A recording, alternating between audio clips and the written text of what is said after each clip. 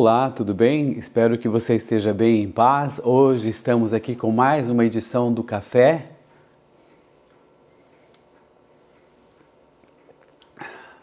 com Jesus e vamos conversar sobre Gênesis 12, leitura e depois reflexão. Acompanhe comigo então, vamos lá? O chamado de Abraão. Então o Senhor disse a Abraão: sai da sua terra, do meio dos seus parentes, da casa de seu pai e vá para a terra que lhe mostrarei. Farei de você um grande povo e o abençoarei. Tornarei famoso o seu nome e você será uma bênção. Abençoarei os que o abençoarem e amaldiçoarei os que o amaldiçoarem. E por meio de você, todos os povos da terra serão abençoados. Partiu Abrão como lhe ordenara o Senhor e Ló foi com ele. Abrão tinha 75 anos quando saiu de Harã. Levou sua mulher Sarai, seu sobrinho Ló, todos os seus bens que havia acumulado e os seus servos comprados em Harã. Partiram para a terra de Canaã e lá chegaram. Abrão atravessou a terra até o lugar do carvalho de Moré, em Siquém. Naquela época, os cananeus habitavam essa terra. O Senhor apareceu a Abrão e disse: à sua descendência darei essa terra. Abrão construiu ali um altar dedicado ao Senhor que lhe havia aparecido. Dali prosseguiu em direção às colinas a leste de Betel, onde armou acampamento, tendo Betel a oeste e Ai a leste. Construiu ali um altar dedicado ao Senhor e invocou o nome do Senhor. Depois Abrão partiu e prosseguiu em direção ao Neguebe. Abrão no Egito. Houve fome naquela terra e Abrão desceu ao Egito para ali viver algum tempo, pois a fome era rigorosa. Quando estava chegando ao Egito, disse a Sarai, sua mulher: bem sei que você é bonita. Quando os egípcios a virem, dirão: esta é a mulher dele, e me matarão, mas deixarão você viva. Diga que é minha irmã, para que me tratem também por amor a você, e minha vida seja poupada por sua causa. Quando Abrão chegou ao Egito, viram os egípcios que Sarai era uma mulher muito bonita. Vendo-a, os homens da corte do faraó a elogiaram diante do faraó, e ela foi levada ao seu palácio. E ele tratou bem a Abrão por causa dela. E Abrão recebeu ovelhas e bois, jumentos e jumentas, servos e servas e camelos. Mas o Senhor puniu o faraó e sua corte com graves doenças por causa de Sarai, mulher de Abrão. Por isso o faraó mandou chamar Abrão e disse: o que você fez comigo? Por que não me falou que ela era sua mulher? Por que disse que era sua irmã? Foi por isso que eu a tomei para ser minha mulher. Aí está sua mulher, tome-a e vá. A seguir, o faraó deu ordens para que providenciassem o necessário para que Abrão partisse com sua mulher e com tudo o que possuía. Senhor, muito obrigado por mais um dia na Tua presença. Queremos agora pedir a Tua direção. Senhor, esteja nos iluminando e dando aí as informações que nós precisamos nesse tempo especial para refletirmos sobre Gênesis 12. Pai, muito obrigado em nome de Jesus. Amém. Então, Gênesis 12 é isso aí que vocês leram, né? Que a gente leu, que você acompanhou, mas o que acontece? Existe aqui uma fase de transição dessa ideia primitiva, da história primitiva ali de Gênesis 1 até 11, que a gente viu os vários capítulos, para agora por uma história patriarcal. E esse capítulo que nós lemos, Gênesis 12, ele registra o início de Deus, da aliança de Deus com Abraão. E como que a gente pode entender isso, né? Primeiro é o chamado de Abrão. Ali nos versículos 1 a 3 que nós lemos, a gente vai ver que Deus intervém na história, chamando então um homem de uma cultura pagã para um propósito específico. Você já pensou nisso? Como assim, né? Uma cultura pagã. Então Abrão foi chamado de uma cultura pagã para um propósito específico? Sim.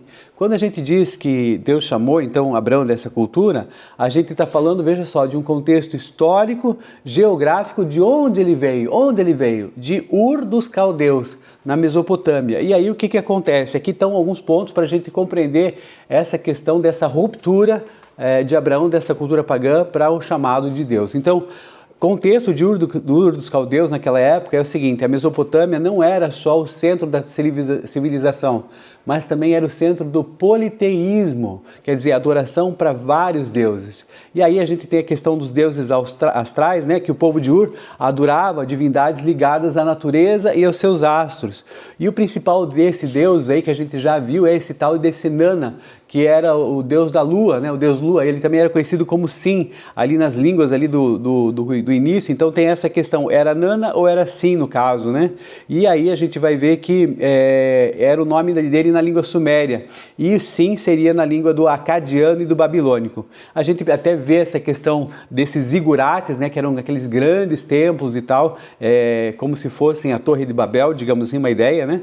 E que são grandes estruturas que ainda existem em ruínas naquela região, como o zigurate de Ur, que era justamente dedicada a esse deus Lua. A Torre de Babel, que nós já lemos aqui anteriormente, ela está destruída, tá? Ela não existe mais. O que existe é esse zigurate de Ur lá, aí a gente verifica aí nesse lugar. Então o que acontece é que com relação à Torre de Babel, a estrutura, digamos assim, ela não existe mais, né, como o zigurate de Ur. E elas ficam, então, como eu falei para vocês, no atual Iraque, que é cerca ali de 90 quilômetros ao sul de Bagdá. E aí o que acontece? O que restou dessa questão dessa Torre de Babel? Hoje, se você for lá, o local parece, na verdade, um grande fosso quadrangular, que é preenchido com água e com vegetação, delineando onde ficava, pelo menos ali que você consegue ter uma ideia dessa base sólida dessa torre. E ao longo dos séculos, aqui diz, né, o texto, que a torre foi danificada por invasores, como os assírios, por exemplo, e tentativas de reconstrução, como por exemplo Nabucodonosor II, que se gabava de ter feito ali o topo da torre, tocar o céu, se gabava disso, mas ela foi destruída. E Alexandre o Grande então ordenou a demolição total dessa Torre de Babel, para reconstruí-la então do zero, mas ele morreu antes de iniciar a obra. E os tijolos que tinha ali, que estavam separados, acabaram sendo saqueados pelos moradores locais para outras reconstruções. E olha só que interessante isso. Mas então a gente tem então hoje lá nessa região, né, o zigurate de Ur, mas não tem mais a Torre de Babel, tá? Só deixar claro para você nesse sentido que a gente precisa entender ali a questão de que isso fica no Iraque, 90 quilômetros, como eu já falei, ao sul de Bagdá. Depois a gente tem essa questão da questão de troca, dessa cultura pagã, dessa ruptura de Abraão, do chamado dele, essa questão de uma religião de troca que a gente tem, que a espiritualidade pagã daquela época, né, e a gente vê também isso hoje, era baseada em rituais, assim, para apaziguar deuses que eram temperamentais. Então, não havia esse conceito de um relacionamento pessoal e ético com o único Deus Criador. Nesse sentido, então, existia essa ruptura, e a família de Abraão, a gente vê que a própria Bíblia ali confirma esse passado idólatra da linhagem de Abraão. Talvez você não saiba disso, mas se você pensar bem, ali em Josué, capítulo 24, versículo 2, o texto vai dizer assim, olha: Josué disse a todo o povo: assim diz o Senhor, o Deus de Israel, há muito tempo seus antepassados, inclusive Terá, pai de Abraão e de Naor, viviam além do Eufrates e prestavam culto a outros deuses. Olha, então, aqui se confirmando essa questão dessa linhagem de Abraão, né, que tinha um passado idólatra. Então, Abraão não era um crente esperando a lei por Deus. Na verdade, ele estava imerso em um contexto de um sistema religioso que era algo completamente diferente. Então, o propósito específico que tem dessa questão dessa eleição de Deus por Abraão, Deus o retira dessa cultura para criar algo totalmente novo. O propósito, então, não é apenas salvar Abrão, mas torná-lo o paciente zero de uma nova forma de existir e de crer. E aí tem a questão do monoteísmo ético, que é diferente dos deuses pagãos, né? O Deus de Abraão, que é o nosso Deus, exige então justiça, ética e fé, e não simplesmente esses sacrifícios, rituais que havia aí nessas questões pagãs, né? E depois nós temos a questão de uma nação sacerdotal, em que Abraão deveria gerar um povo que seria Israel e que serviria então de vitrine para o mundo saber quem é o verdadeiro Deus. Então esse planejamento divino sendo traçado ao longo da história é bem interessante. E a questão da redenção global, que o propósito final que seria justamente que através dessa linhagem nascesse o Messias que você já conhece, o Senhor Jesus Cristo. Então, por que isso é importante para a gente saber esse contexto? Porque às vezes a gente imagina, né, que Deus, Abraão, tá, né, Deus de Abraão, Deus de Isaac, Deus de Jacó, toda essa questão patriarcal que a gente utiliza muitas vezes, a gente imagina que seria uma pessoa impecável, mas não, ele também tinha limitações, ele também tinha dificuldades, não só essas que a gente está vendo de um contexto idólatra, né, da sua família, da linhagem idólatra, mas também outras situações que nós vamos aqui acompanhar, como nós já lemos no texto. Então, nesse caso, o que nós temos aqui? nós temos o conceito teológico da teologia da graça. Deus não escolheu Abrão porque ele, digamos assim, já era santo ou vivia aí numa cultura, abre aspas, cristã ali antecipada, né? Deus escolheu ele soberanamente no meio de um ambiente idólatra para demonstrar que ele, o Senhor Deus, pode transformar qualquer história. Já pensou nisso? Que às vezes a gente tem, não, sei lá, é impossível para Deus, e olha aqui a gente percebendo tudo isso, essas questões. Então, esse chamado de Deus para as nossas vidas, ele ignora fronteiras culturais, fronteiras religiosas prévias, para estabelecer um compromisso com a verdade e com a bênção das nações, aqui no caso de Abraão. Outra informação importante, que talvez você não tenha percebido, mas às vezes eu falo Abrão, depois falo Abraão, né? Então, isso é Abraão ou Abraão? Sarai ou Sara? Tem ali alguma informação importante? Sim, o que acontece? Ambos, né, Abraão e Sarai e Sara são as mesmas pessoas. Deus altera os nomes de ânimo, os nomes dessas pessoas, mas não agora no capítulo 12 que a gente está lendo. Por quê? Porque no contexto do Antigo Testamento, o nome não era apenas um rótulo. Ele era a definição da identidade e do destino de uma pessoa. Então, veja só, a mudança, ela vai ocorrer, sabe quando? Quando a gente lê alguns capítulos para frente, guarda aí com você, Gênesis 17, cerca de mais ou menos 24 anos depois do texto que a gente está lendo aqui agora. Então, só para você compreender, né, e se eu falar Abrão, leia-se Abraão, ou o contrário, e também Sarai, leia também Sara. Então, não tem essa diferença, tá bom? Daqui para frente, compreenda isso com a gente. O que acontece? Abrão significa pai exaltado. Esse era o significado, Abram, né? Era um nome que era nobre, mas ele era focado o quê? Numa origem biológica ou numa posição social, pai exaltado. E aí o que acontece? Deus ali em Gênesis 17, de 1 a 5, principalmente ali no versículo 5, vai dizer o seguinte, né? Que não será mais chamado Abrão, seu nome será Abraão, porque eu o constituí pai de muitas nações. Então você percebe que de pai exaltado, ele se torna pai de muitas nações. O próprio texto já coloca o significado aqui dessa palavrinha, Abraão. Então, nesse sentido, pai de muitas nações, porque de fato era esse o desejo que Deus tinha para essa pessoa, para Abraão. E aí, por que é que Deus mudou esse nome? Porque ele estava estabelecendo a aliança da circuncisão, nós vamos ver depois adiante. A mudança do nome, então, servia como um lembrete constante dessa promessa de Deus, que embora ele fosse idoso, tivesse apenas um filho lá adiante, Ismael, ele se tornaria o patriarca de inúmeros povos. Então, nesse sentido, você vai perceber essa mudança e a importância da mudança do nome também. Depois, a gente tem a questão da Sarai, né, que depois vira Sara. Então, a gente vai também ver em Gênesis 17, só que agora um pouquinho mais adiante, no versículo 15, ainda vamos ler sobre isso, e a tradução de Sarai, né, que é a questão o nome dela original, diz respeito ali a que mais ou menos que se entende é minha princesa, que seria um termo mais restrito, talvez até familiar, minha princesa Sarai. O novo significado para Sara significa então princesa ou mãe de reis, que era um título de nobreza universal.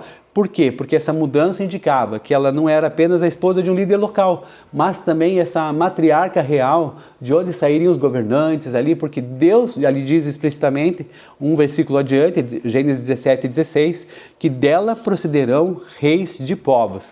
Então agora você compreende, se eu falar Abrão, pode se entender também Abraão ou o contrário, e Sarai ou Sara pode falar a mesma coisa. Então não se incomode se a gente eventualmente mudar alguma situação aqui, tá bom?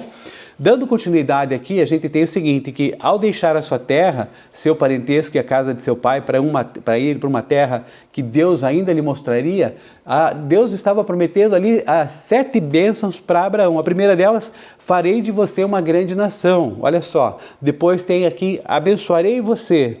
Tornarei famoso o seu nome, você será uma bênção. 4, vamos ver aqui para frente. Abençoarei os que o abençoarem. 5, essa não esqueci. 6, amaldiçoarei os que o amaldiçoarem.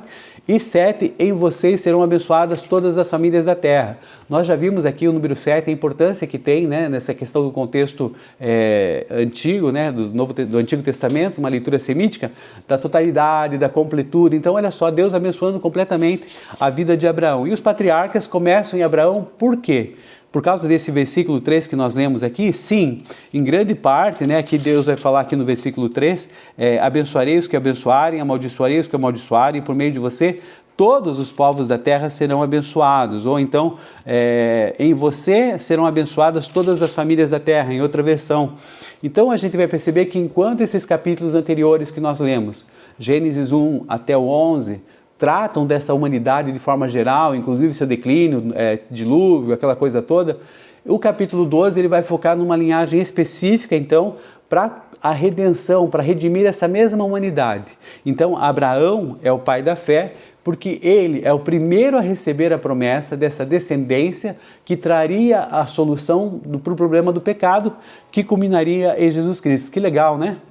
Seguindo então, né, depois nós temos aqui, continuando, a questão da resposta da obediência, nos versículos 4 até o 6, a gente vai perceber que Abrão demonstra uma fé prática e ali ativa através de uma partida imediata. Ele já sai ali, mesmo com 75 anos, sai de Harã, levando ali sua esposa Sarai, seu sobrinho Ló e todos os seus bens, e a chegada dele atravessa a terra até o lugar do carvalho ali de Moré, que fala a Bíblia, em Siquém, e na época os cananeus habitavam essa região. Lembre-se dos descendentes de Cã, que nós vemos lá atrás. Então, nesse sentido aqui, esses cananeus estavam ali habitando essa região. E, prosseguindo, a gente vai ver depois dos versículos 7 até o 9, a confirmação da promessa e adoração, com estabelecimento, inclusive, de marcos espirituais ali na Nova Terra, porque ali o que acontece? Acontece uma teofania, a gente vai ver ali que Deus diz, o Senhor aparece a Abraão e diz: a sua descendência darei essa terra. Teofania aqui que eu falo, para vocês compreenderem esse termo, é uma aparição divina, tá? Então, só para vocês compreenderem aí, houve essa aparição divina quando o Senhor Deus fala: a sua descendência darei essa terra. E os altares, Abrão ali edifica altares para o Senhor ali em Siquém e depois em Betel, e esse altar simboliza então a consagração e a oração pública. E ele prossegue então em direção ao Negueb. Por que é que Abrão faz 2 altares? Por quê? Porque na cultura bíblica o altar ele não era apenas um lugar de sacrifício, mas ele era um marco, ou né, um marco de posse e gratidão. E aí a gente tem em Siquém o primeiro altar que foi erguido logo após Deus dizer: à sua descendência darei essa terra, que é essa questão da teofania.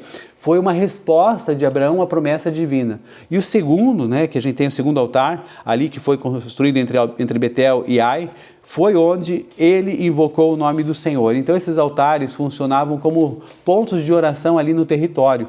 Abraão, de certa maneira, ele estava fazendo o quê? Demarcando a terra que Deus lhe havia prometido, estabelecendo uma geografia de adoração em um território que ainda estava dominado por outros povos. E aí a gente vai ver, finalmente, a questão da crise no Egito, né, que tem ali o testemunho dessa falibilidade humana, dos versículos 10 até o 20, em que o texto revela que, embora Abraão, chamado por Deus, ele ainda possuía fraquezas humanas. Por quê? Porque houve ali uma fome severa, né, e essa severa escassez de alimentos força Abrão a descer para o Egito, olha só. E depois tem a questão do medo, do engano, mesmo que tendo a promessa de Deus, né?